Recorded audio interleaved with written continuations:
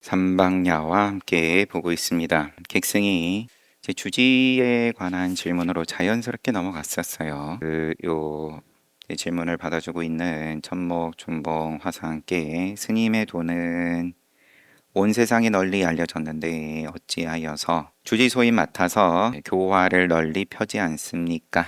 이런 질문을 하면서 이제 주지에 대한 어떤 자리에 대한 명예에 대한 이야기로 넘어갔었습니다.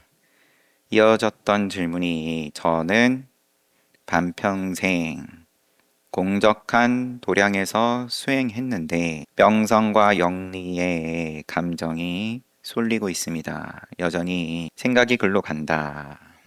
그래서 나를 돕지 않는다고 왜 나는 이렇게 보기 약하지? 그런 원망을 하던 차에 그러다가 주지소임을 맡게 되어서 기뻐했다. 그러나 이 자리는 걸머진 이래로 도리어 이전보다 편하지 못하게 되었습니다. 못해도 원망하고 하면 하는 대로 또 불편하고 솔직한 질문이고 왜냐하면 그런데 뭐가 불편하냐? 모든 일에 잘잘못 또 대중들의 기쁨과 노여움, 즐거워하고 괴로워하고 이게 모두 제 마음에 모여 들었기 때문입니다. 이제 앞부분은 어제 봤던 부분이지만 글의 저의 독해력 부족인지 약간 명확하지 않아가지고 일부러 좀 차근차근히 한번 다시 보는 중입니다. 모든 일에 잘잘못 또 대중들의 즐겁고 괴로움이 제 마음에 모여들었기 때문입니다. 그럼 이게 하나하나가 다 마음에 걸린다. 그런 말로 보고요. 더구나 조금이라도 생각에 빈틈이 생기면 재앙과 욕이 몰려들었습니다. 생각에 빈틈이 생긴다. 어찌 옛날의 불조들께서도 이러셨겠습니까? 주지의 어떤 책임을 맡은 입장에서 앞장서는 입장에서 옛 불조들께서는 나가지 않으셨을 텐데 왜 나는 또 이거밖에 안 되나? 그렇게 하면 사실 질문의 시작으로 다시 되돌아가는 거죠. 왜 나한테는 이런 높은 자리가 명성과 영리가 내가 만족할 만큼 주어지지 않나? 그렇게 시작을 했는데 자리에 올라서도 똑같다. 나는 말했다. 천목 중봉 화상께서 그대는 생각지 못했습니까? 소임을 맡은 때부터 책망이 시작된다는 것을. 세상의 모든 이름은 까닭 없이 생긴 것이 없습니다. 이름은 명성이라고 보겠습니다. 명예는 다 청구서가 붙어 있다. 모두 실상이 있어서 생기는 것입니다. 명칭과 그에 따르는 실상의 관계를 물체와 사물과 그림자, 옷감과 옷, 또 음식 재료와 또 요리를 한 음식물 이런 비유로 얘기를 하는데 그냥 전향이고 세상의 모든 이름은 까닭 없이 생긴 것이 없습니다. 다 모든 모양은 그림자가 따른다. 모두 실상이 있어서 생기는 겁니다. 이게 우리 도에서 늘상 이제 계속 깨달음을 가지고 얘기를 하다 보니까 무엇이 실상이고 뭐가 성품이랄 것이 없고 그런 차원에서 지금 말을 하는 실상으로 보이지는 않아요. 그냥 동전의 양명처럼 명성과 영리를 구하면 인과가 있다. 그 정도 느낌으로서 책망하는 것은 실상을 찾기 위함입니다.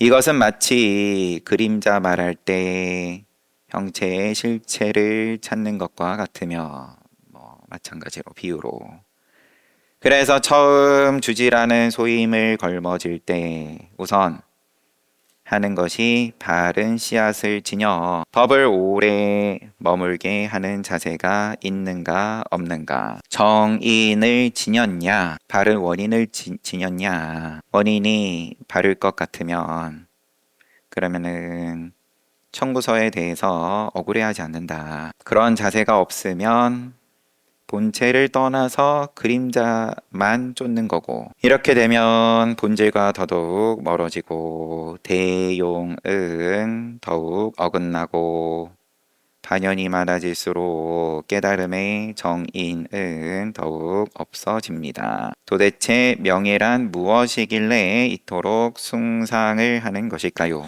그러나 대부분 사람들은 명예 그 자체보다 나아짜 자기 자신에게 집착합니다. 명예는 관심이라고 하든 칭찬이라고 하든 타인을 전제를 하고 그 관계에서 내가 상대방으로부터 누리고자 하는 그 무엇이지만 실상은 더 밑바닥에는 자기에 대한 집착이다.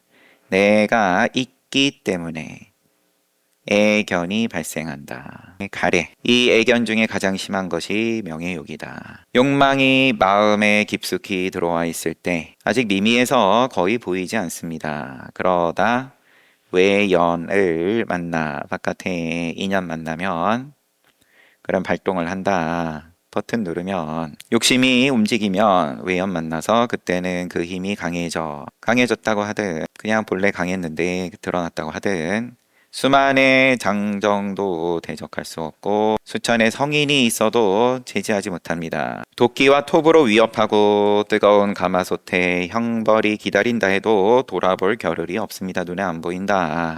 그런데 하물며 당장에 볼 수 없는 인과를 두려워하겠습니까? 그런데 명예 중에서도 가장 제일 가는 명예는 성현과 도덕이란 명예입니다. 깨달았다라는, 그리고 또 윤리가 높다, 훌륭하다, 이런 명예가 제일 간다. 그 다음 공리라는 명예, 그 다음은 기능이란 명예입니다. 이로 말미암아 성현을 속여서 명예를 얻으려 하고, 도덕을 빙자해서 명예를 얻으려 하고, 기능을 멋대로 부려 명예를 얻으려 하고, 공리를 훔쳐서 명예를 얻으려 합니다. 진정한 명예는 마음에서 나오는 것인데, 명예를 물었으니까 진정한 명예, 이런 말씀 하시는 거지만 마음에서 나오는 것인데, 사념에서 생겨난 헤아림으로, 생각으로, 수상행식으로, 모양으로 생긴 망식에 매달려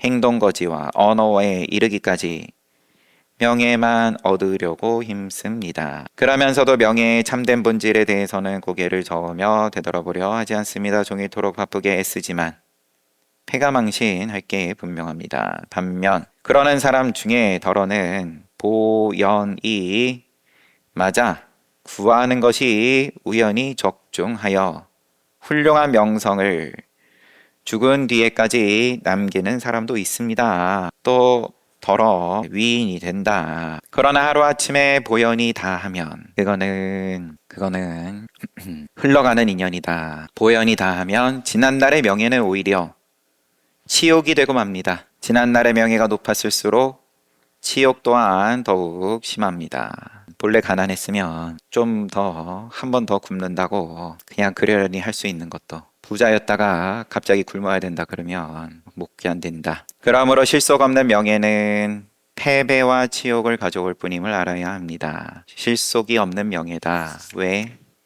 늙고 병들고 죽기 때문에 명예 또한 보영이 다하는 명예이기에 언제냐의 문제이지. 옛성인들의 거치를 살펴보면 그분들은 이치의 근원을 통철히 꿰뚫어 보시고 가슴속에 참다운 본질을 간직하여 잠시라도 그것을 잊어버릴까 두려워했습니다. 이 때문에 한량없는 세월이 지나도록 지극한 도만을 구하셨습니다. 지극한 도만 구할 뿐이다. 이는 바로 생사의 마구니를 타파하여 본래의 신령한 자리로 돌아가려는 참된 본질이었습니다. 육바라미를 세밀하게 실천하고 사무량심을 널리 베푼 이유는 대자한 자비로운 마음을 내어 대비심을 여는 참된 본질이었습니다.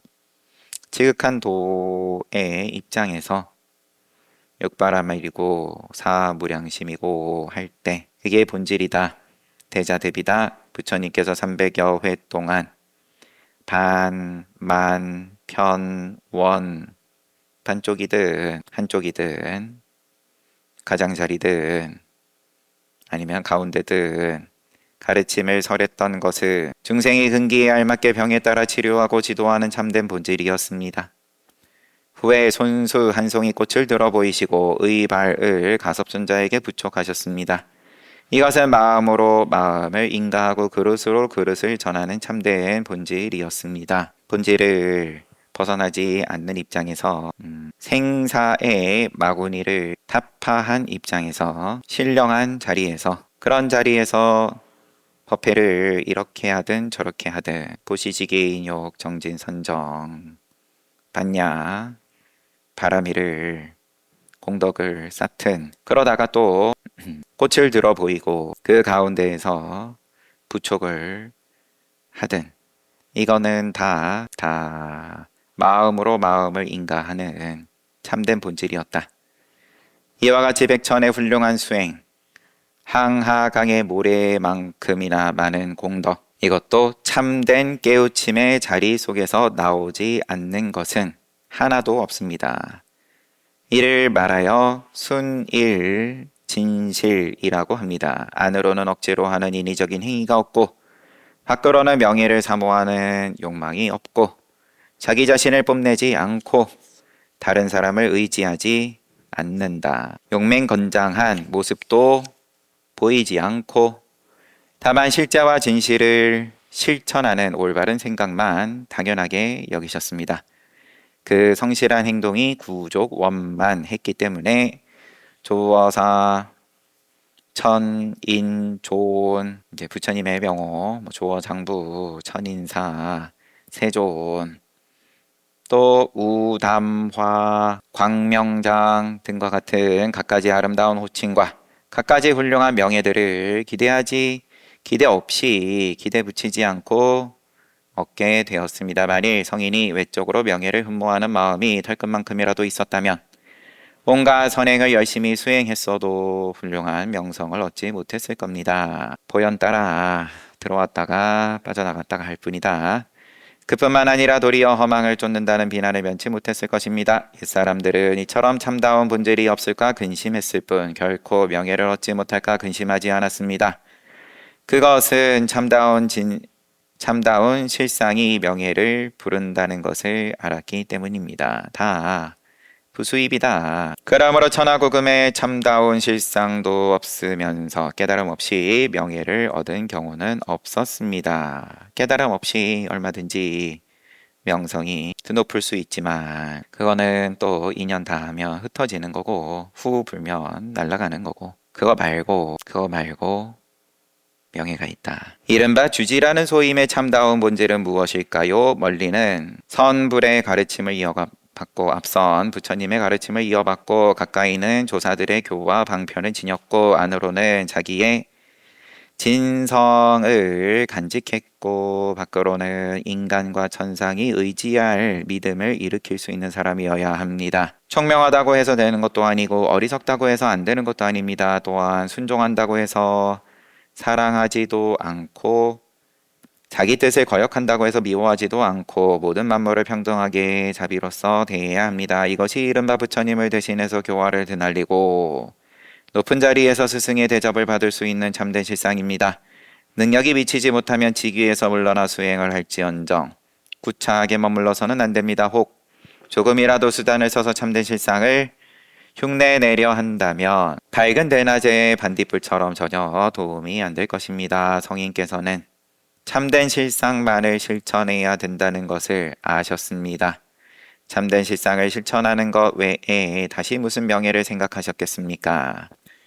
이것은 마치 곡식과 비단을 많이 쌓아두면 의복과 음식을 걱정하지 않아도 되는 이치와 같습니다. 이제 앞에 비유가 조금은 더 정리가 되어 명쾌하게 실상으로 이야기를 하셨던 걸 다시 이야기를 해보면 명칭과 그에 따르는 실상 이렇게 말을 하는 것보단 그러면 깨달음 이 실상을 깨달음으로써 이야기를 할 것 같으면 그 명칭은 뒤따라오는 거다. 여기 곡식과 비단을 많이 쌓아두면 의복과 음식을 걱정하지 않아도 된다.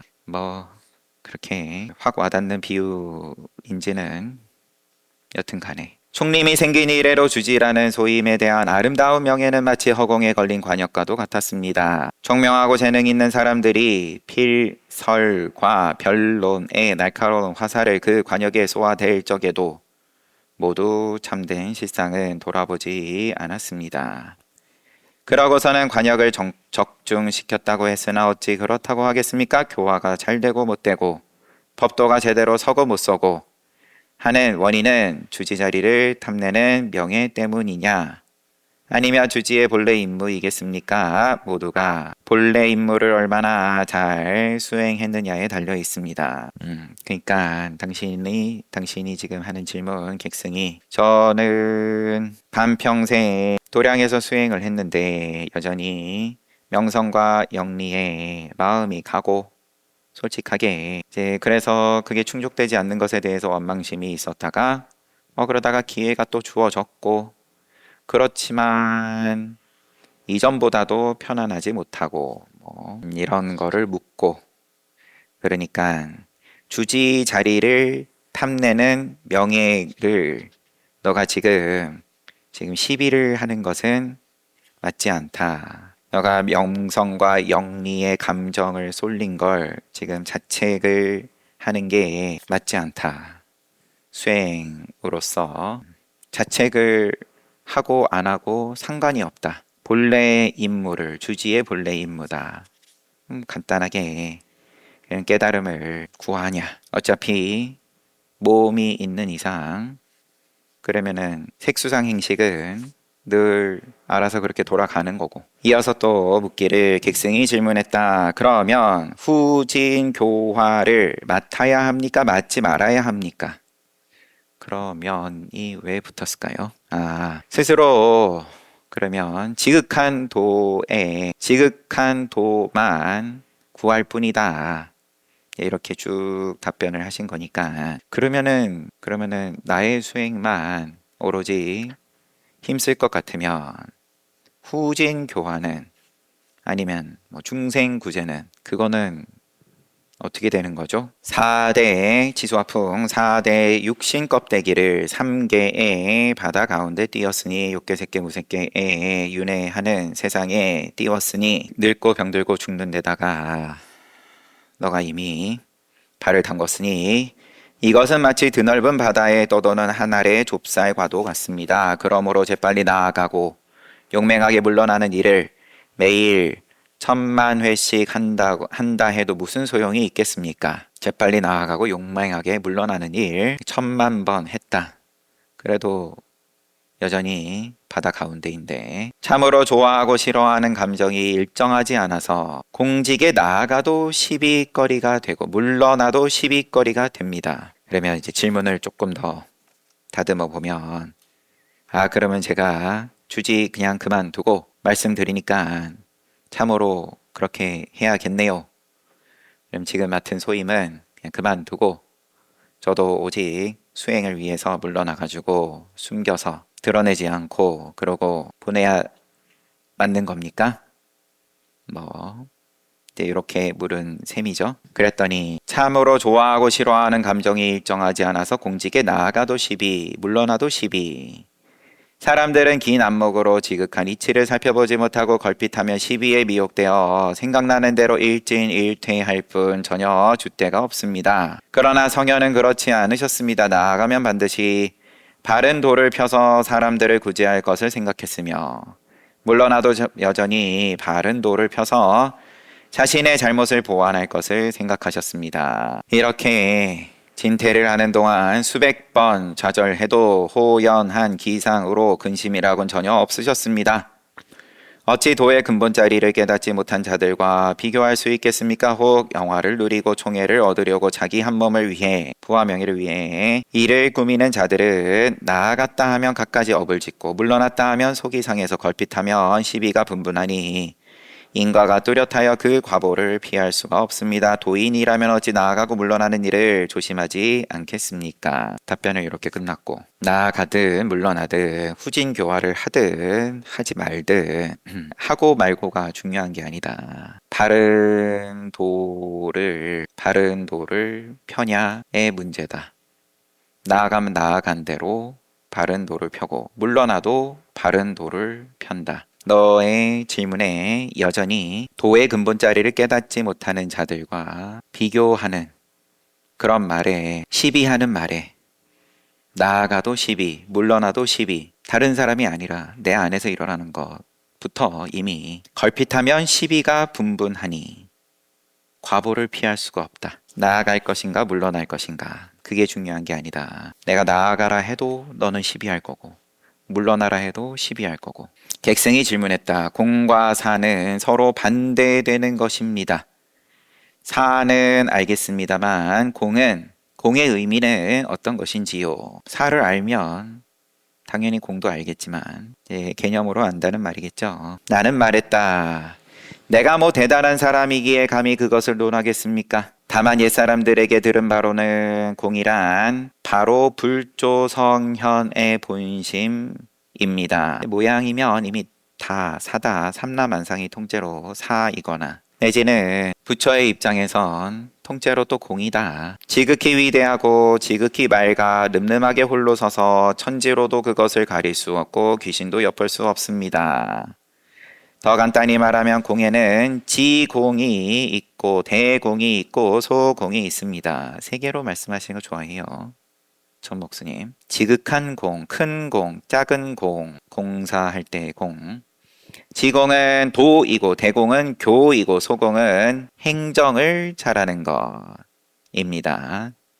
지공은 지극한, 말 그대로 지극한 도인 거고 대공은 교다. 그럼 대승의 입장이다. 대승보살이다. 소공이면 세상의 윤리를 잘 따르는 거일 테고, 옛날 서가모니 부처님께서 새벽녘에 샛별을 보고 말씀하시기를 기이하구나, 모든 중생들이 다 같이 열애의 지혜와 덕상을 구비하였구나. 새벽에 샛별 보시고 기이하다, 모든 중생이 다 부처네, 여기에서 성인과 범부가 신령함을 동일하게 받았다는 점을 밝히시고 무궁토록 전하게 하였습니다. 바로 지공의 도는 여기에 근원한 것입니다. 앞에 뭘 말씀하실 때 동교원교로 자 알미란 뭐냐 말씀하실 때 똑같이 말씀하신 거죠. 영지가 있고 신령스러운 알미 있고 또 무슨 지가 있고 망지가 있고, 제가 이 객승이 똑같이 물은 거죠. 반평생 부처님 말씀 볼 때는 알 것 같은데 왜 여전히 증애가 남아 있습니까? 번뇌가 남아 있습니까? 이렇게 물었을 때 객승이 너가 그러면은 부처님 말씀 볼 때 알겠는데 할 때 그 알겠다라는 게 너처럼 아는 것도 아닌 건 아니지만 그거 말고도 아는 게 있다 하면서 영지부터 해서 쭉 여기서는 이제 공사를 물으니까 공의 의미는 지극한 공이 있고 부처님께서 새벽녘에 샛별 보고 모든 중생이 다 열애의 지혜와 덕상을 구비하였다. 힘이 지니고 있다. 열애의 지혜, 다 깨달음도 있고 덕상도 있고 복도 있는 거고, 모든 중생이 본래 그러함 지극한 공일 테고 네 눈에 그럼 그렇게 다 보이냐? 그러면은 너가 지극한 공으로 사는 걸 테고, 또 대공이 있고 소공이 있고, 여튼 간에 바로 지공의 도는 여기에 근원한 것입니다. 이윽고 300여 회 동안 상대의 근기와 그릇에 따라 여러 방법으로 가르쳤던 문자와 말씀은 산과 바다와 같이 넓었는데 바로 대공의 가르침이 여기에 근본한 것입니다. 이제 가르치시는 모양을 쓰시고 방편을 쓰시고, 그래서 깨닫지 못한 입장을 깨달음으로 나아가게 하는 것이 대공이다. 부처님의 교화가 5천축국을 덮고 부처님의 광명이 중국 땅에 들어가고 나서는 절에 살림살이가 많아졌습니다. 이것이 바로 소공으로서 살림살이를 잘 하는 것입니다. 소임 잘 사는 게 공적으로 살면 훌륭하지만 그 공은 작은 공이다.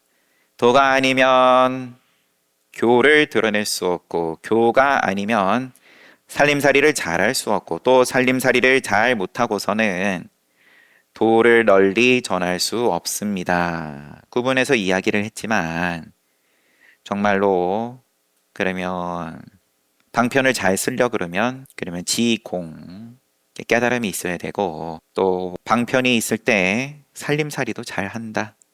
살림살이 잘 할 때 사람들이 그래도 귀 기울여 준다. 도가 있다고 귀 기울여 주는 게 아니고 방편이 있다고 귀 기울여 주는 게 아니고 살림 잘 살아야 모양이 번듯해야 잘 생겨야 뭐가 잘 생기든 그래야 도를 널리 전할 수 있다. 이 세 가지는 서로 의존 관계에 있는 것이다. 모두 불조 성현의 본심에서 나온 공입니다. 하늘이 온 세상을 두루 덮어주고 땅이 온 세상을 받쳐주고 바다가 모든 강물을 받아주고 봄이 모든 생물을 길러주는 것은 대단히 지극한 것입니다. 그러나 우리 불조의 공이 지극함과 우리 불조의 공이 지극하고 또 두루한 것에는 하늘이고 바다고 강이고 하늘이고 바다고 봄이고 그 지극함은 미치지 못한다. 왜 때문이겠습니까? 이유는 무엇 때문이겠습니까?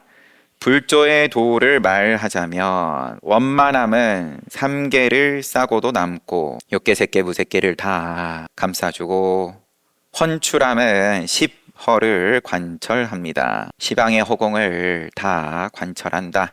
그리하여 한 생명체라도 그것을 증오하지 못할 까닭이 없습니다. 깨닫지 못할, 증득하지 못할 까닭이 없다. 왜냐하면 원만함이 3개를 덮고 또 헌출함이 허공을 관철하기 때문에 또 불조의 교로 말하자면 불조의 도가 이러하고 또 불조의 교로 말하자면 삼승, 십지, 또 육도, 만행 등의 수행 단계를 자세하고도 널리 설명해 놓았기 때문에 한 중생도 문호에 들어가는 데서 빠지지 않습니다.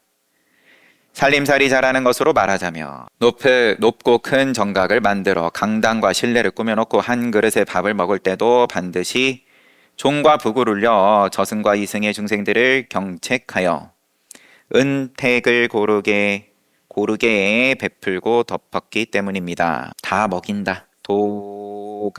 도로서 말하자면 다 덮고 미치지 못하는 바가 없고 교로서 말하자면 다 가르치고 살림살이로 말하자면 다 먹인다. 사람들이 불조 성현의 세계에 들어가지 못하는 이유는 다 덮고 다 먹이는데 왜 그러면 사람들이 못 들어가냐? 마음속에 공을 간직하지 못했기 때문입니다. 실로 공을 간직하지 못하면 혼자 있을 때는 근심만 생기고 하는 행동마다 재앙에 빠지고 맙니다. 그리하여 궁색해지면 더욱 어리석어지고 혹 영달하기라도 하면 죄악만을 짓게 됩니다. 궁색하면 더 어리석어지고 또 뭔가 그래도 손에 쥐면 큰 저지레를 한다. 그러다가 끝내는 사막도와 육도에 윤회하여 수많은 세월이 흘러도 끝내 스스로 풀려날 길이 없게 됩니다. 이것은 실로 마음에 공을 간직하지 않았기 때문입니다. 아무리 이루처럼 눈 밝은 사람이라도 잘못된 길에 빠지기만 하면 천리밖을 아는 빼어난 지혜가 있어도 한 치 앞을 못 보는 것과 같습니다. 그래서 성현들께서는 차마 교화를 하지 않을 수가 없었던 것입니다. 모든 사람들은 안락한 삶을 바라면서도 참된 안락이 공에서 나오는 줄을 모르고 있습니다. 도에서 깨달으면 방편 생기고 또 방편 있으면 살림 잘 살고 살림 잘 살면 또 널리 도를 펴고 이런 선순환에는 들어갈 생각을 안 하고 중간에 어떻게 좀 빼먹을 수 없나. 또 복과 지혜는 사람마다 숭상하는 것이지만 복과 지혜의 근본이 되는 것이고 공인 줄을 알지 못하는 듯합니다. 또 성현은 사람들마다 우러러보는 바이면서도 스스로가 성현이 되려면 공이 바로 지름길인 줄은 모르며 모든 사람들이 불조는 공경할 줄 알면서도 불조가 되는데 필수적인 것이 공인 줄 모르고 있습니다. 공은 바로 그대의 본심입니다. 그래서 성인께서는 지공의 도를 그대로 가리켜 중생의 마음을 밝히고 마음 바로 가리켜서 깨닫게 하고 대공의 교를 베풀어서 중생의 마음을 비췄으며 소공에 해당하는 살림살이를 베풀어 중생의 마음을 바로 잡으셨던 것입니다. 마음과 공은 비록 그 명칭은 서로 다르지만 그 본체는 동일합니다. 다 읽자니 한참 걸릴 것 같아서 이것도 책은 우선 중간에 천목스님 말씀은 우선 여기서 멈추고 나머지는 또 다음에 보겠습니다. 공으로 물으니까 공사로 물으니까 뭐 주지를 묻고 직전의 질문 또 그런 어떤 명예에 대해서 묻고 스님은 참 훌륭하시네요. 스스로 나아가지 않고 높은 자리를 구하지 않는 모습이 참 훌륭하십니다. 그에 반해서 저는 마음 한켠은 늘 명성에 가 있고 차라리 솔직하게 그래서 명성을 구했다. 그런데도 또 불편하다. 그러면 혼란스러움, 양가 감정 안에서 늘 갈등이고 이제 그런 부분에 대해서 털어놓으니까 그거를 왜 때려잡으려고 드냐 주지를 하고 말고 아니면 명성을 구하고 안 구하고 상관없이 너가 그러면 지극한 도를 수행의 뜻이 있냐 그러면 아예 그만두고 뭐 마찬가지로 후진 교화를 할까요 말까요 사실상 또 계속 같은 질문을 뭐 이런 거 저런 걸로 바꿔가면서 묻는데 그래도 다 하나하나 답변을 해 주시는 것이 이제 시야를 넓혀주는 거예요. 이제 깨닫게 함으로써까지는 아닐지언정 공사에 대해서 묻고 야 공은 동그라미 사는 꽃표 사는 어떻게 때려잡습니까? 번뇌는 어떻게 없앨 수 있습니까? 명예를 탐하는 이 마음은 제가 반평생 수행을 해도 어떻게 안 되네요. 이거 어떻게 해야 됩니까? 등등. 그래서 사는 됐고 공을 가지고 공과 사를 구분하지 않는 큰 공이 있다. 그래서 세 가지로서 깨달음으로써 그다음에 교화하는 또 방편을 쓰는 입장으로서 부처님의 모든 가르침이 여기에 들어가는 거고 또 살림 잘 사는 것으로서 모양이 잘 갖춰지는 것으로서 그러면 이게 시작이 어쨌든 간에 지극한 도가 갖추어지면 그럼 나머지는 차례차례 알아서 따라오는 거다. 명예 말씀하실 때 하고 동일하게 결국 너가 묻는 공 그거 말고 진짜 공이라 하려면 그러면은 공은 바로 그대의 본심입니다. 시간 다 됐으니까 잘 봤습니다. 쉬었다 정진합시다.